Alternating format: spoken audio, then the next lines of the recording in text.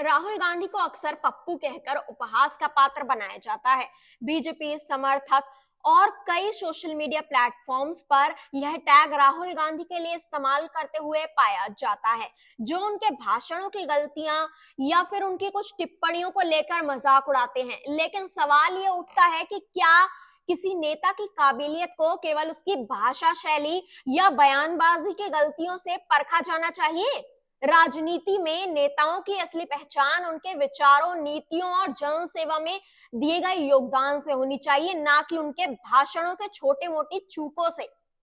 अगर हम राहुल गांधी को उनकी गलतियों के आधार पर पप्पू कह सकते हैं, तो फिर जो हमारे देश के प्रधानमंत्री नरेंद्र मोदी जी हैं, उनके विवादास्पद बयानों का क्या?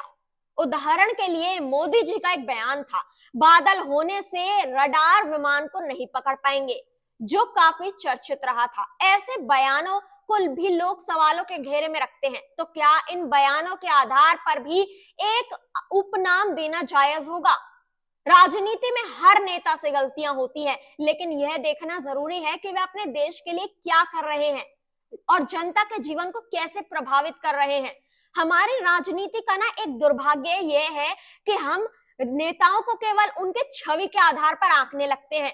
पप्पू, चौकीदार या अन्य टैग केवल राजनीति के हथकंडे बनकर रह जाते हैं। इनका उपयोग जनता का ध्यान भटकाने के लिए किया जाता है, जबकि असली मुद्दे बेरोजगारी, शिक्षा, स्वास्थ्य, आर्थिक विकास होने चाहिए।